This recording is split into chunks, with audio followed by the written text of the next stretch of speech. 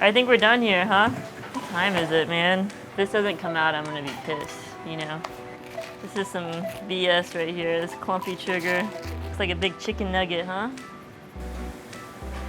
Just editing the story.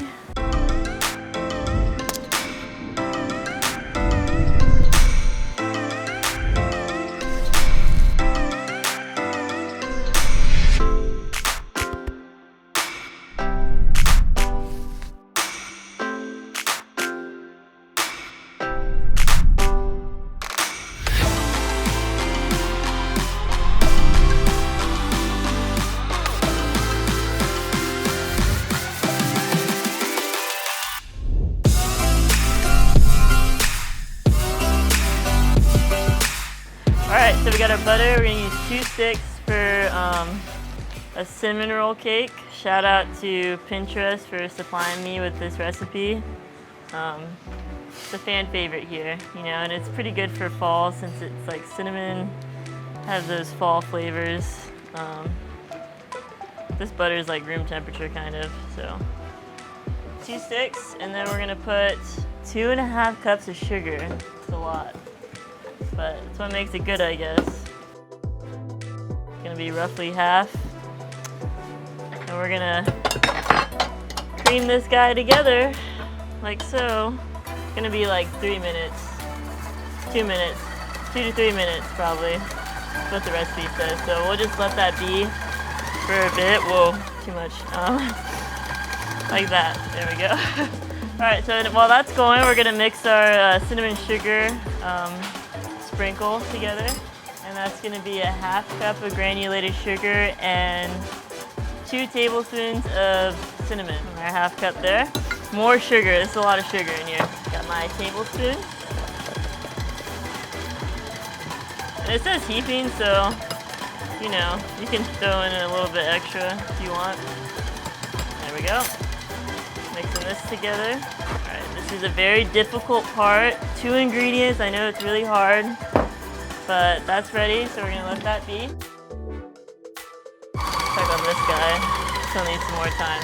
So while that's going, I'm gonna show you how to butter and flour a Bundt pan.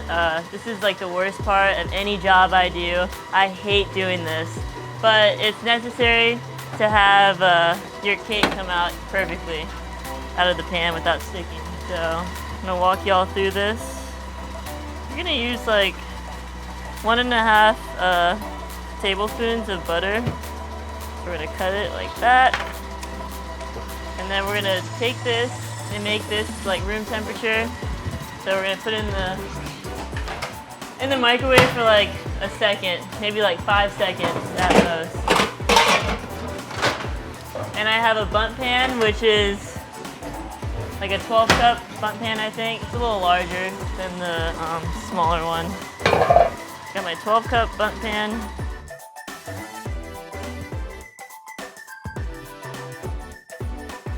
Like this. Spread it out a little bit. And what you're gonna do is you're gonna use your hands and just kind of like work the butter into the pan until it's all evenly spread out. I don't use melted butter because this kind of coats it a little thicker. But I used to have a lot of troubles getting my Bundt cakes out of the pans because they'd always stick. But once I found this magical trick, I never had a sticking cake ever. So I just started doing this every time and it works. It's like 100% success rate, you know? So, even though I hate doing this, it's kind of a dirty job, it's worth it. So we're just gonna do this. Make sure you get all of the cracks and crevices. You actually didn't need like that much butter, but I always say like the more the merrier, I guess. All right, so that's good.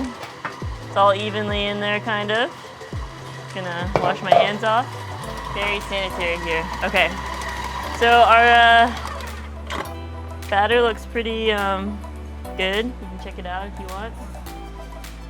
Just butter and sugar, nice and pretty mixed in there, pretty creamy. And we're gonna add the rest in there right now. So the recipe says sour cream, but since I don't have a lot of sour cream, I'm gonna use vanilla Greek yogurt. You could use plain yogurt too. I guess it's healthier, but if you have sour cream, just use sour cream. But either one works just as good. I'm gonna measure out 1 cup of yogurt. This is actually the key to a very moist cake.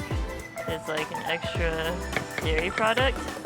So sometimes I'll do like either sour cream, yogurt, or even like a block of cream cheese, and that really keeps a lot of the moisture inside the cake. Because I hate dry cakes. It's the worst. So I always like to put in some sort of added dairy product to keep the moisture in. All right, so while that's mixing, I'm gonna take some flour and pull this over to the trash can. I'm just gonna sprinkle the flour like so, all on the inside. And then I'm just gonna work the flour around the pan like this. Whoop. All right, it's kind of good in there. I'm just gonna put the rest in the trash can. So it's a nice thin layer of flour. Put that aside. The worst part is done. It's not actually that bad, it's just kind of annoying. So we're gonna come back over here and we're gonna check out our batter. Looks pretty good. We're gonna get 6 eggs. I got 6, making sure. And what you're gonna do is you're gonna crack them in one at a time. I don't know why you do this, but the recipe says to, so I just listen. I guess it has something to do with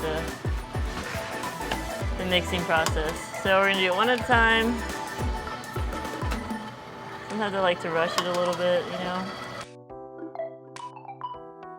There's 6. All right, and then we're gonna put a tablespoon, roughly a tablespoon maybe. Yeah, okay, 1 tablespoon of vanilla. Whoops, a little more than a tablespoon, that's okay. And then we're gonna put 3 tablespoons of heavy cream. If you don't have heavy cream, you can use half and half. But I think we have heavy cream here somewhere. Got my heavy cream. I'm gonna throw in 3 tablespoons. I guess I'll measure. A lot of times I don't measure some of my stuff. I just kind of like eyeball it. But since we're filming, probably should measure. Just so y'all know. All right, this is looking pretty liquidy. I'm gonna scrape the sides a bit. And we're almost ready for our dry ingredients. So I'm gonna mix it one more time. And now we're gonna add in 3 cups of flour, a half teaspoon baking soda, and 1 teaspoon salt. So I'll make the transfer now. It says spoon and measure, but you don't really have to spoon it, you can just scoop it. Got my baking soda. I'll do a half teaspoon of baking soda. I always put it through a mesh thing so I don't get chunks of baking soda in there. I got that in there, and then we're gonna do some salt. I'll do a half teaspoon salt. I think that's what it calls for. I know, one teaspoon, so we're gonna add a little bit more. Hey, we're filming. What is this from? Wallace and Gromit.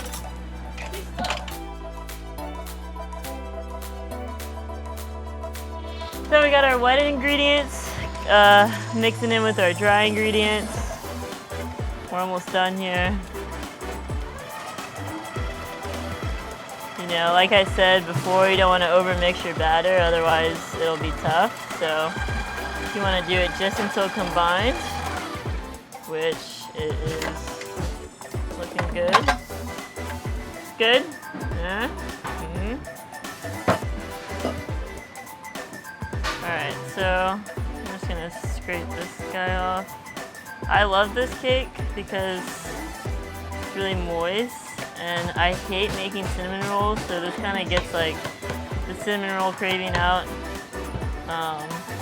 Cinnamon rolls are just a lot of work, and you know, I'm kind of like, I like easy recipes, so this is perfect for me. I'm just gonna mix it up a little bit more, get the bottom mixed in there a little bit more. And now, we're gonna start putting it in our pan. And what we're gonna do is we're gonna create layers with our batter and our cinnamon sugar. So I'm gonna put a thin layer of batter like this. You're so loud. Okay. So I got a thin layer. Just spoon it in there a little bit.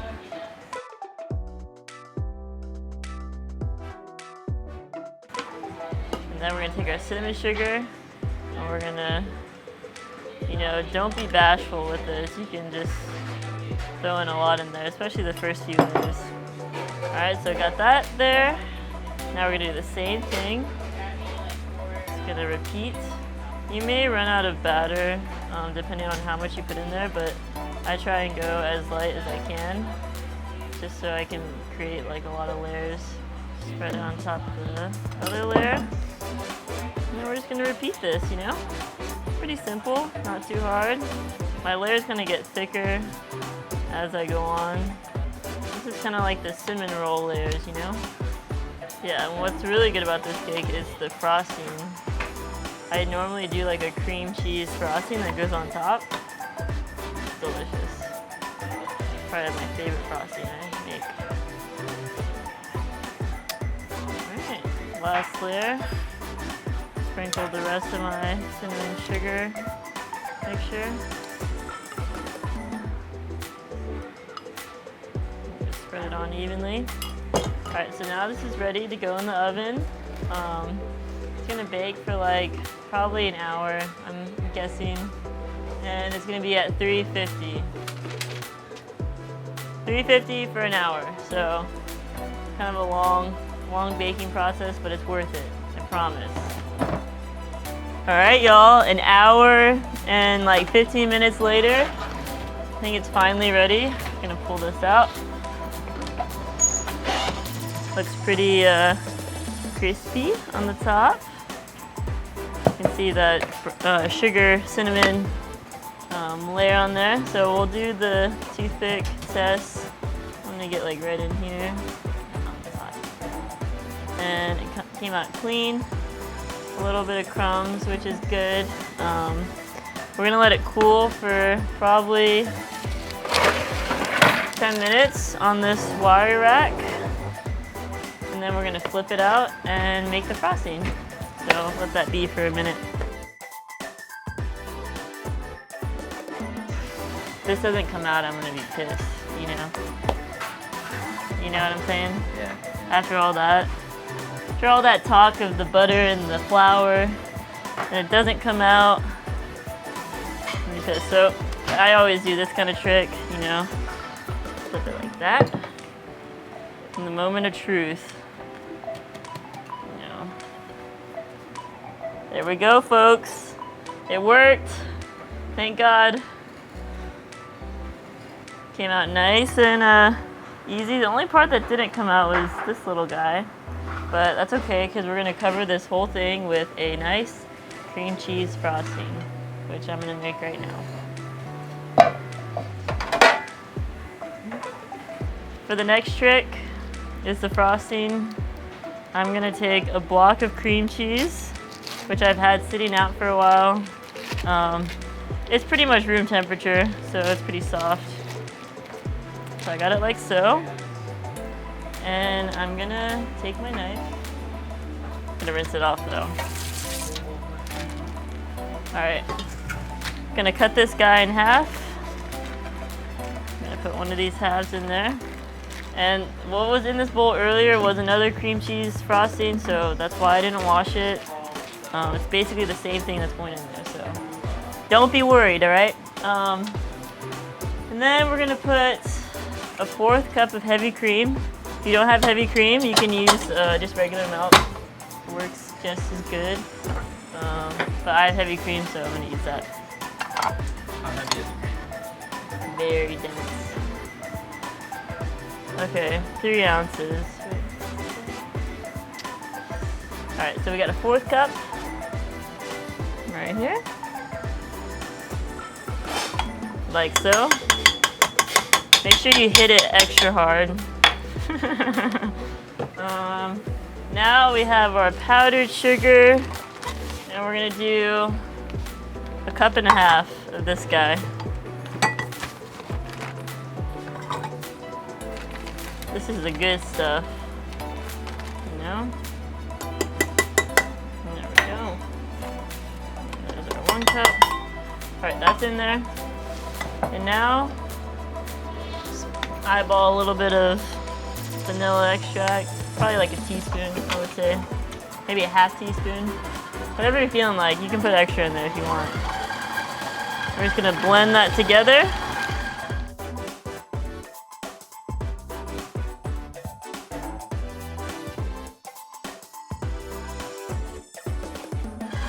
Now it's getting that nice consistency. There's a few cream cheese lumps in there, which is probably because I didn't let it sit out long enough. But it's okay, because it probably tastes delicious. Made an almond cake, gluten-free. Where's my toothpicks? Ah, here they are. Mix her up again. All right, here we have it, folks. This is the final product of my frosting. Nice and smooth, not too thick. It'll go on the cake nicely. This is how your glaze should look, or your frosting. Not too thick, not too thin.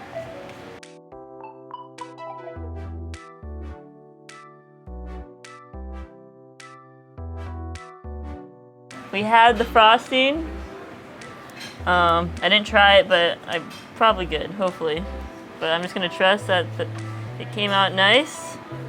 And we're gonna put it on like so. I like to do a thick layer on the top part just so it can kind of drizzle down on its own.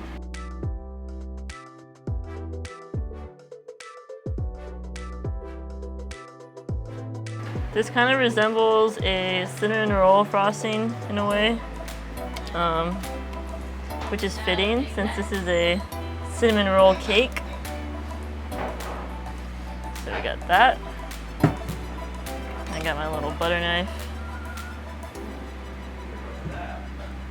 And we're just gonna spread it like so. Get it all on the inside. And now we're just gonna spread around like this. I really like this frosting because it's not overly sweet, and I'm a huge fan of cream cheese, so it's really good. So I just let it be like this. It's kind of getting that dripping effect, and we're just gonna garnish it with a little bit of cinnamon on top, just to make it look pretty. And there you have it, is the cinnamon roll cake, and it's ready to be cut up and served.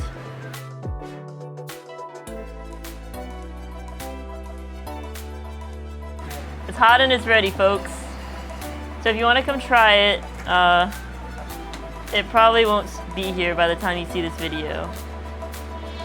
Thanks for watching our Bake Flow Wednesday. If you end up making our dessert, please send a picture to our Instagram DM messages. You can do it at Rio Coco Beans. And if you want to watch our behind the scenes bake flow, I usually post every Wednesday when I bake. And if you want to see more videos like this, be sure to subscribe and share the videos to your friends if you like. Have a good one. Is that better?